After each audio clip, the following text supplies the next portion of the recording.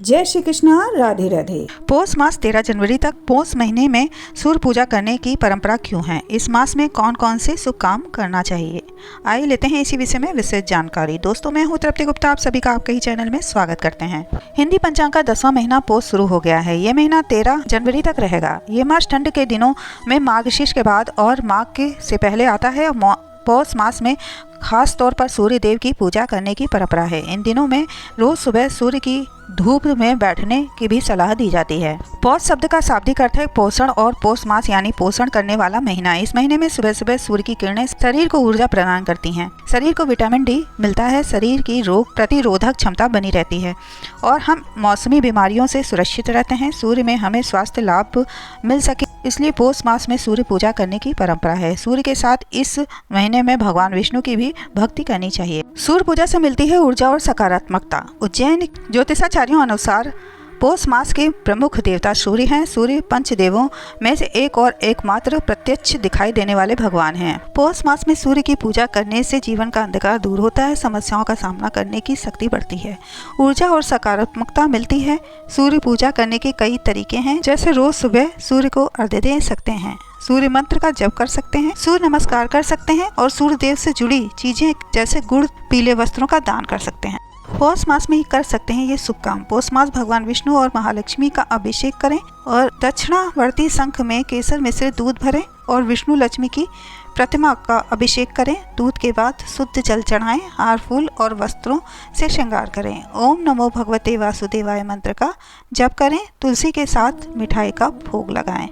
धूप दीप जलाकर आरती करें। इस महीने में श्रीमद् भगवत गीता का पाठ करना चाहिए। रोज अपने समय के अनुसार इस ग्रंथ के कुछ हिस्सों का पाठ करें और कोशिश करें कि इस महीने में पूरा ग्रंथ पढ़ लें। ग्रंथ पढ़ने के साथ ही उसकी शिक्षाओं को जीवन में उतारने का संकल्प लें। गीता के साथ ही भगवान विष्णु और उनके अवतारों की कथाएं भी पढ़ और सुन सकते हैं। किसी संत के प्रवचन सुन सकते हैं।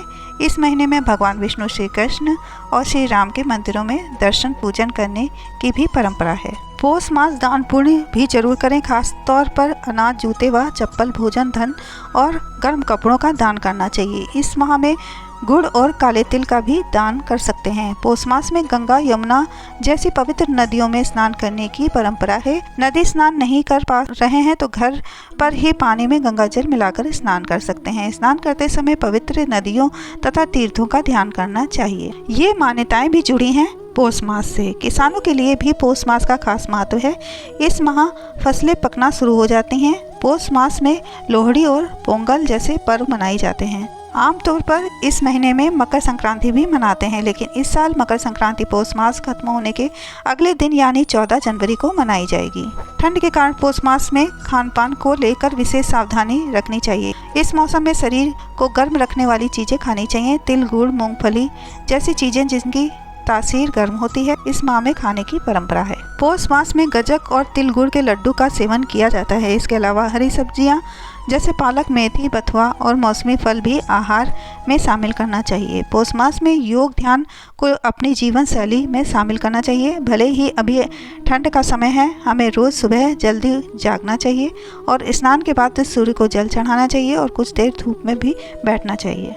दोस्तों, अगर आप धर्म और आस्था से जुड़ी नई और महत्वपूर्ण जानकारी में रुचि रखते हैं तो आप हमारे चैनल को सब्सक्राइब कर बेल आइकन जरूर दबाएं, ताकि हमारे नए आने वाली वीडियो की नोटिफिकेशन आपको बराबर मिलती रहे। क्योंकि हमारा चैनल आपके लिए इसी तरीके की आस्था और धर्म से जुड़ी हुई महत्वपूर्ण और नई जानकारी आपके लिए समय समय पर लाते रहते हैं। तो मिलते हैं एक नई आस्था और अध्यात्म से जुड़ी महत्वपूर्ण जानकारी के साथ और आपकी मंगल कामना के साथ। तब तक के लिए आज्ञा दीजिए। जय श्री कृष्णा दोस्तों, राधे राधे।